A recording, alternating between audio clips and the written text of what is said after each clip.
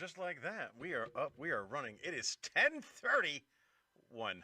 Slightly, just a tad, just a smidgen over the start time. Sorry.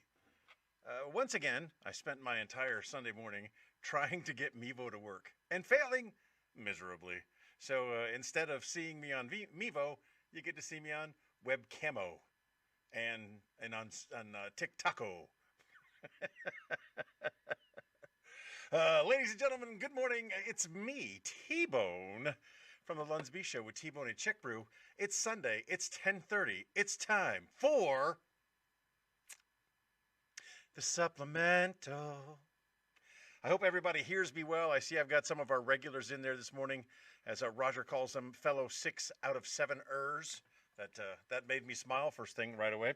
What we do every Sunday morning, we come to you live. We give you your national days of the week, because it's important to have something to live for. We have your national days of the week. We do some kind of community or service or comedy or community or comedy or charity note, a com.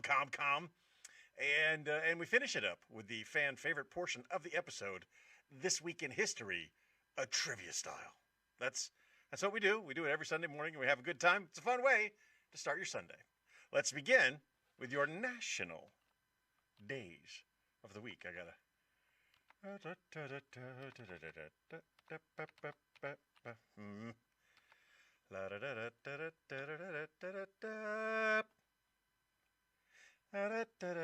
Anybody know the song I'm singing?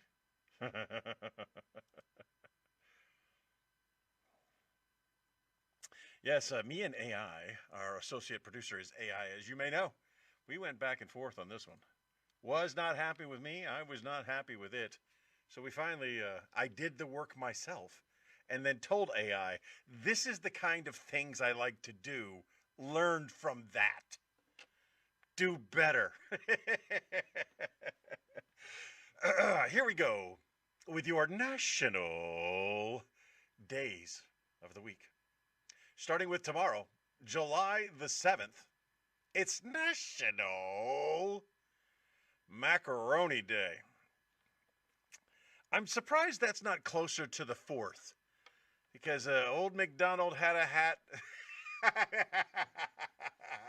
I don't think it was old MacDonald. Who was the guy with the hat that put a feather in it and turned it into macaroni? It was American Jesus. That's who that was. Put a feather in his hat and called it macaroni. Yeah, the dumbest lines. Here's the thing about macaroni or pasta in general. It doesn't go bad. So you take that macaroni, you take that spaghetti noodles, Yankee Doodle, that's who it was. I preferred American Jesus, but yeah, we'll go with Yankee Doodle. He stuck a feather in his head and called it macaroni.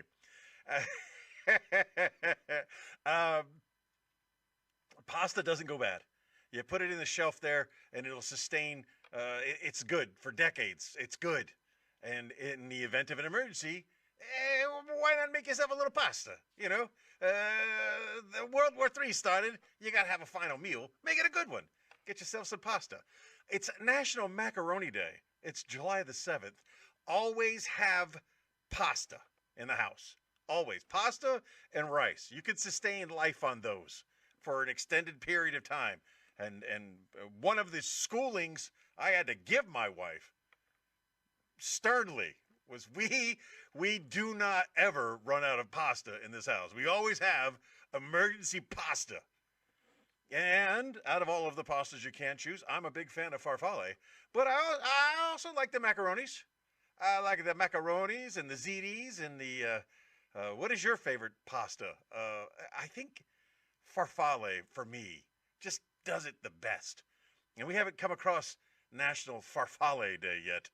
So in the spirit of National Macaroni Day, I'll be thinking of my farfalle. That's the 7th of July, National Macaroni Day. I don't think it was anything to do with that. It was a cool slang term back in the day. Thank you for the education, sir. Moving on. July 8th. It's National Ice Cream Sundae Day that falls on a Monday. Uh, I believe National Ice Cream Sundae Day should be one of the floating holidays, that it always ends up on a Sunday. Because that seems to make the most sense, to have your national ice. Ooh, tortellini, that's a good one. Don't distract me with your deliciousness. National Ice Cream Sundae Day feels like it should be on a Sunday. It's also, and this is not a day. How is this not a national day? It's also Kevin Bacon's birthday. This should be like National Kevin Bacon Day. It should be National Bacon Day. And we can make this Ice Cream Sundae Day a floater, so it only occurs on Sundays. Yes, July the 8th, National Kevin Bacon Day. How many degrees of separation are you? This guy right here? I'm a 2. That's right. In the 6 degrees of separation, where everyone in the world can be connected to Kevin Bacon within 6 degrees, I'm a 2. Think about that. Didn't know how important I was. Tortellini is just baby ravioli. I agree. Moving on to July 9th. It's National Sugar Cookie Day. I don't feel like sugar cookies should be something in July. I think sugar cookies should definitely be as we zoom in on the holiday season. That's when sugar cookies should have a day. July is like they got ahead of the Amazon Prime Day. Like Amazon Prime is Christmas in the summer, and the sugar cookie people beat them to this mentality of doing stuff that should be in the winter in the summer. I chose National Sugar Cookie Day because I think I know what a sugar cookie is. It's like a plain cookie with a dusting of sugar, right? I think that's what it is. Or is it just the plain cookie with a sugary taste, sugary buttery taste, but no dusting of sugar? I don't know. I like cookies. What is your favorite cookie? And again, like my farfalle on Macaroni Day, you can have any cookie you want on Sugar Cookie Day, because I'm pretty sure it meets the intent of the day. Robert says he's an Oreo fan. Roger says tasty. Taste. All right, moving on. To the 10th of July, it's National. If you like pina coladas, I do, and it's National Pina Colada Day. Oh, so what is a pina colada? Well, it's a wonderful, cool drink. Oh, Milchada is a good one. That's a good one. Pina colada is a wonderful, cool drink that you drink in far off and exotic lands. And they come to you and it's got an umbrella and there's fruit associated with it and there's alcohol. Other than that, I don't know what is a pina colada, and I used to be a bartender. It's just not, it wasn't something that was on the regular menu for my clientele. I'm sure if I had a book, if I needed to learn how to make a pina colada, but I mean, I remember drinking them. I have drank many a colada of pina. Pina is pineapple, right? Spanish for pineapple? I don't know. I like pina coladas and getting caught in the rain. And I like making love at midnight. That is, who the hell can stay up until midnight? That is the 10th of July, National Pina Colada Day. Far off lands like Applebee's, that is correct, sir. On the 11th of July, oh, thank heaven for 7-Eleven. Making it into the supplemental 2 weeks in a row. Last week we talked about the most American thing you can make. That's a slushie. But you really only get the best slushies from 7-Eleven. And because it's the 11th day of the 7th month, it makes a lot of sense to have National 7-Eleven Day on the 11th of the 7th. And I haven't been to a 7-Eleven, but there's one nearby. I am going to patronize my local 7-Eleven on the 11th just because I haven't been in one since I was a child. And I am now looking forward to my outing next Friday when I visit, oh thank heaven, baby, for 7-Eleven. Moving on, USS San Francisco Day. Okay, SSN 7-Eleven. Oh, okay, that's good, that's good. Thank you, please come again. Yes, I like good tequila, a lot of yes. And I read the Applebee's one already. All right, get back to us. On the 12th of July, it's National Simplicity Day. I am a simple man, and I try to be simpler. I really do try to find just the happy medium between just enough and enough. Where do I need this thing? Probably not. Do I get this thing anyway? Yes, I do. Because I have adult money and I can make stupid decisions like that. I don't recommend it for most people. In your life, the easiest thing you can do, the less stress you can have, is just simplify. And modern technology helps make that happen, right? All of your bills, they're just automatic now. You know, they all pay themselves. Life is easy. Until one day you look at your bank account and you're broke because it got too easy. You didn't realize what was happening there. Be careful out there when you're simplifying your life, specifically on the 12th of July, National Simplified Day. And finally,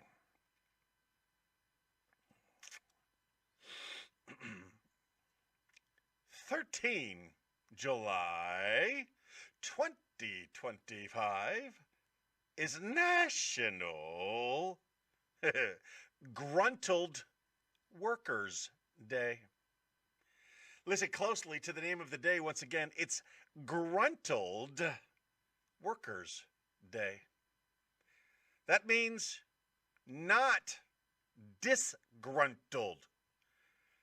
The opposite of disgruntled, a gruntled Workers Day, where you just realize that, you know, everybody works and collectively all of our work is provided for the common good. And, you know, if we do it right, we make some money out of it. And it's basically just having a PMA, having that positive mental attitude whenever you can, not looking at the downtrodden ways of seeing things all the time. It's looking upward to the sky with a little positivity.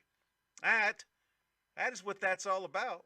That is the 13th of July, National Gruntled Workers Day.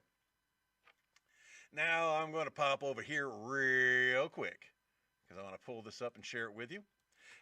It is summertime, folks, and there's not a lot going on. Everybody is out and doing summery things, and for those of you with family and friends in East Texas, I hope they're all okay.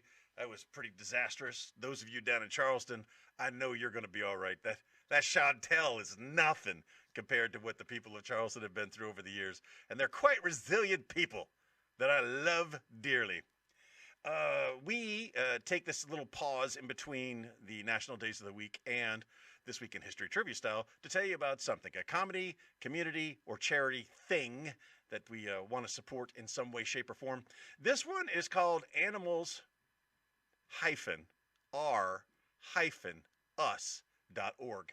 Animals-R-Us.org. What they have is a cash raffle that they are doing. The tickets are $25 a piece, or you can get 5 for $100. The top prize, cash, cold hard money, $15,000. Second prize, $3,000. Third prize is $2,000. And if you buy your tickets before August the 1st, there is the possibility of an early bird special for another $1,000. The drawing is on October the 8th. Do not need to be present to win. And the reason I'm supporting this place, because there's just so many animal rescue peoples in the area. They're doing amazing things. They're working really hard, but it costs money to rescue animals. And this one charity, this one cash raffle, really just divvies up all of the profits that they make to a wide variety of local animal rescues, to include Speranza Animal Rescue, which is the one we favor in any way, in shape, and form that we can help them.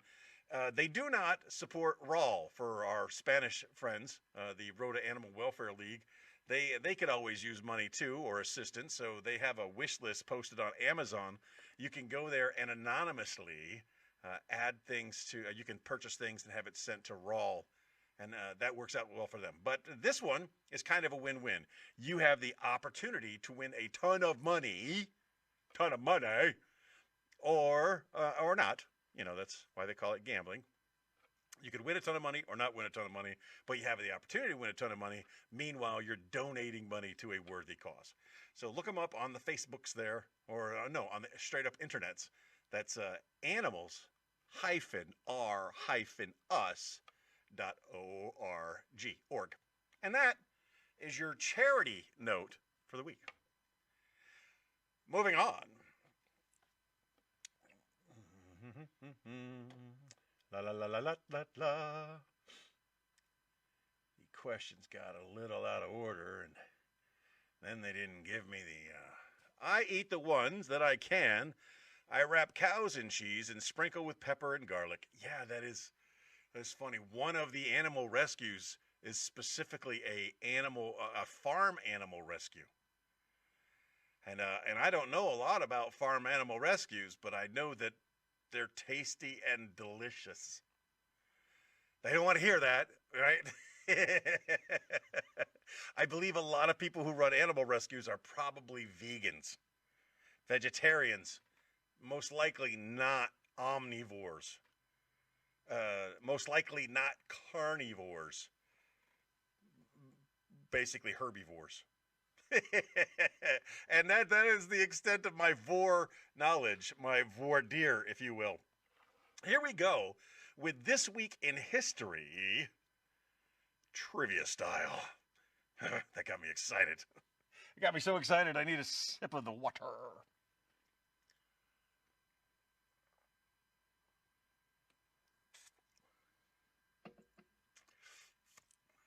Here we go. Question number 1. What famous document? We better go one for one, folks. That's what I'm saying. What famous document was adopted by the Continental Congress on July the 4th, 1776? If you need multiple choice options here, something is wrong. Wrong. July 4th, 1776. Famous document adopted by the Continental Congress. What was it?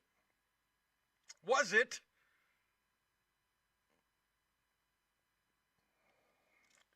the U.S. Constitution? Was it the Mayflower Compact? Was it the Declaration of Independence?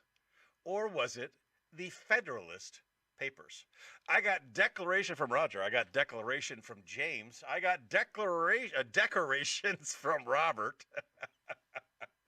I won't take off for spelling. I know what you meant there. Yes, considering that we recently celebrated Independence Day, it is most likely the correct answer is the Declaration of Independence. One of my favorite things I used to do with my young sailors was remind them that they had sworn an oath. They had taken an oath to support and defend the Constitution of the United States of America. And then I would ask them a bunch of questions about the Constitution of the United States of America, to which most of them did not know the answers. But it was an important lesson. If you're going to swear an oath to defend a document, you should probably read the thing. Yep, the Declaration of Independence, July 4, 1776. We are all in agreement. Even the TikTok peoples, I believe. Or not. Question number 2. Who was the first person to walk on the moon? The reason they ask is because he was born on July the 5th, 1930. Who was the first human being to walk on the surface of the moon?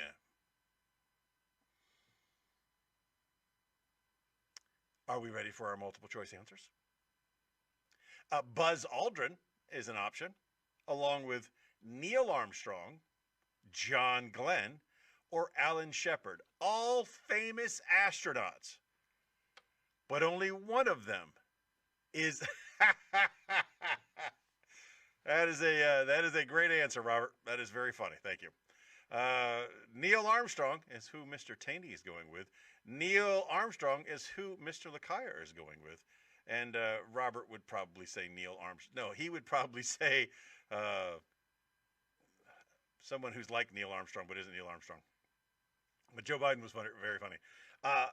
We all know question number 2. The correct answer is one small step for man, one giant leap for mankind. Words stretch.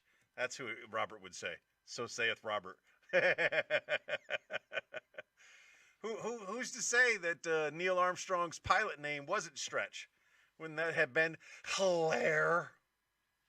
In 1997, question number 3, in 1997, NASA's Pathfinder landed where?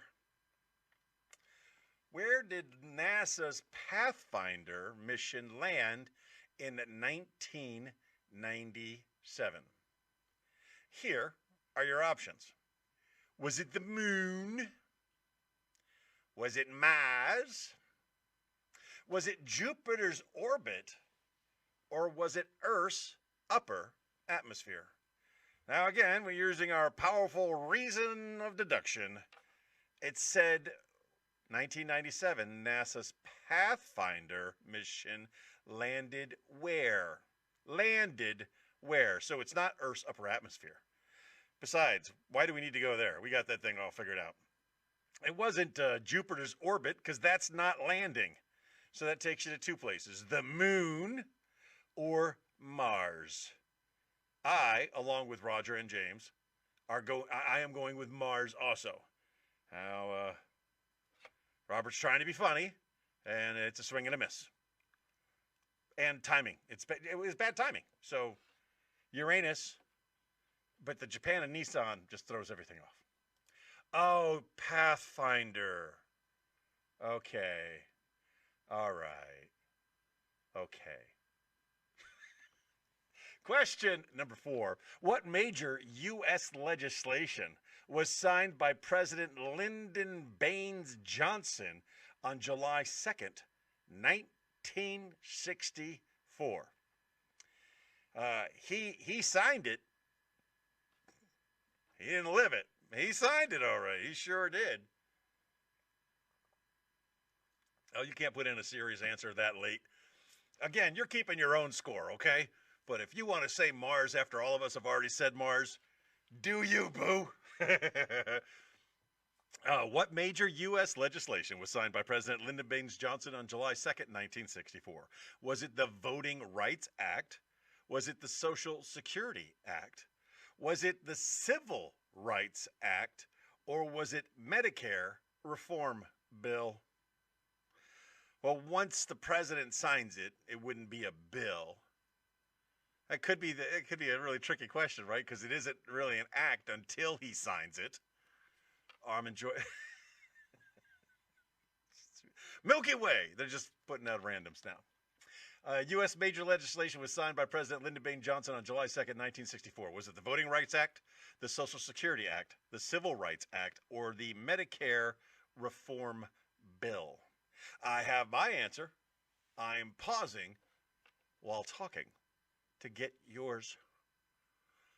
James goes with the Civil Rights Act. Roger goes with the Civil Rights Act. Yes. And I agree. It was the Civil Rights Act. In a couple of years, they'll be asking questions about the one big, beautiful bill. Question number, and Robert goes with voters' rights. Okay. Question number 5, which famous composer of the planets died on July 4th, 1934? What famous composer of the planets died on July 4th, 1934? That is correct, Roger. It was definitely an act, but he was very racist, is what we're saying here. Lyndon Baines Johnson was a very racist man, but to get those votes, he sure acted like he wasn't.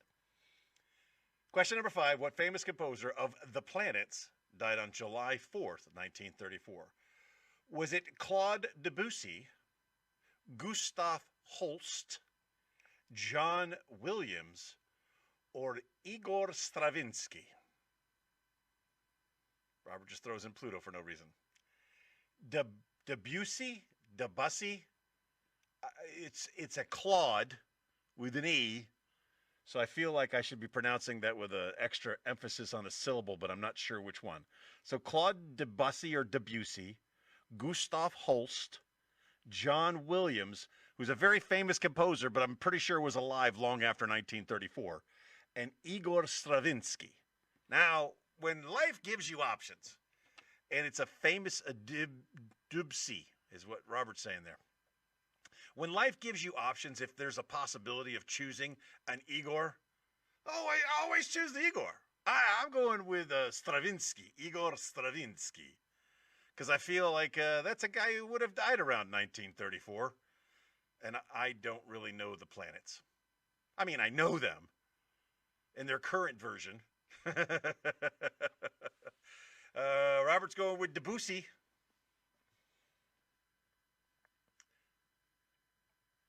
Roger's going with Igor. It's pronounced Igor. And James has fallen off, and Jessica isn't piping in at all. James goes with Holtz. Okay, all right. Question number 6. What American author of Slaughterhouse-Five was born on July 5th, 1922? What American author of Slaughterhouse-Five was born on July 5th, 1922? Here are your options. Was it Ray Bradbury, Ernest Hemingway?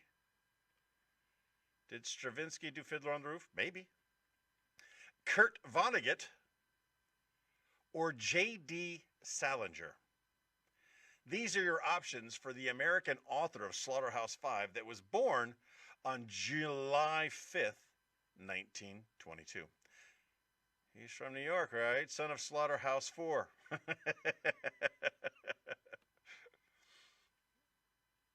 I don't know. I don't know, Mr. Taney, anything about Igor Stravinsky other than his name's Igor, and I'm always going to choose Igor. That's all I know. I didn't know he was from New York. I don't know if he wrote Fiddler on the Roof. He's just my answer. Did you answer? Oh, yeah, you answered Holtz. Gustav Holtz. You probably know things about him, too. Kurt Vonnegut is who he's going with. Roger's going with Salinger. And those are my options right there. I don't think it was Bradbury. I don't think it was Hemingway. I believe it was either Vonnegut or Salinger. Robert's going with Salinger. James is going with Vonnegut. 50-50, man. I believe the answer is Salinger. He wrote the paper and back to school for Dangerfield and was told it was. I remember that. He's an author. J.D. Salinger. I'm going with Salinger. Robert's going with Salinger. Roger's going with Salinger. And James is going with Vonnegut. And because he brings up the Rodney Dangerfield movie, I think it was Kurt Vonnegut. I'm changing my answer before I lock it in. Here we go. All right, here we go. Question number 7, the last question of the week. On July 3rd, 1863, what major Civil War battle concluded with a Union victory? On July 3rd, 1863, what major Civil War battle concluded with a Union victory? Well, I mean, for those of you who don't know, I currently reside right here in central Pennsylvania. And right down the road just a little bit is the place where this battle took place. And I'm not reading you the multiple choice answers because I'm giving Mr. Taney the opportunity to put in the correct answer before I give them multiple choices. Because I feel like you're a little smarter. The Civil War, or as we call it around here, the war between the states. Ain't nothing civil about war. Again, on July 3rd, 1863, what major Civil War battle concluded with a Union victory? Here are your options. Thank you. Finally, Mr. Taney pops in there with Gettysburg. Is the answer Antietam, Shiloh, Gettysburg, or Bull Run? James with Gettysburg or Robert with Little Standing Bull? Antietam, Shiloh, Gettysburg, or Bull Run? Robert corrects his answer to the correct answer, which is Gettysburg. That is my answer. It is Gettysburg. I feel kind of good about this week. I feel like maybe we're not 6 or 7ers. The War of Northern Aggression. That was a stupid Saturday morning cartoon thing. Like the old Civil War general came out there and said, nothing civil about war. That was the War of Northern Aggression. All right. I got to prompt it. Please give me the answers.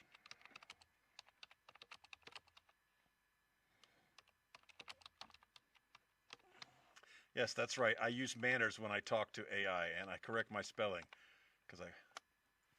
Bull Run was part of Gettysburg. Okay.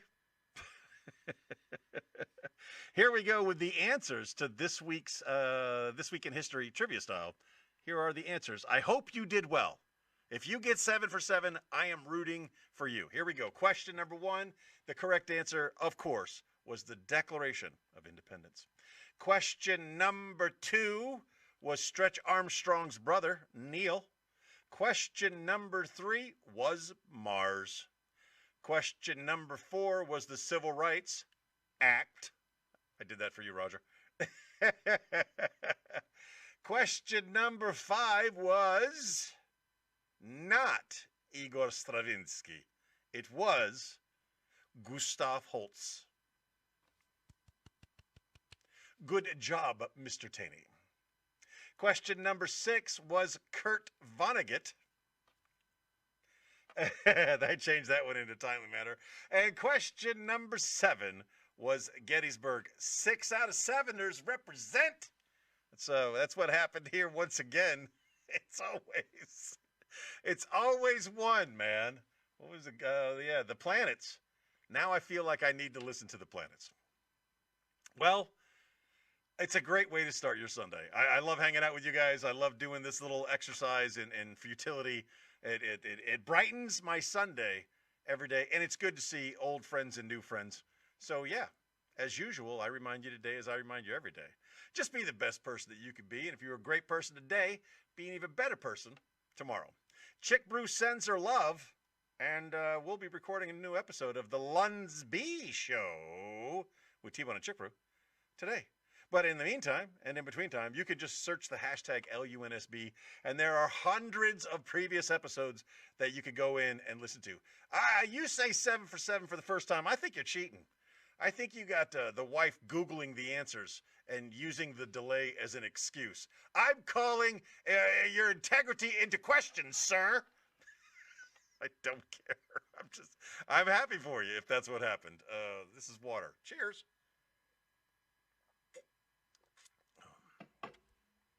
LUNSB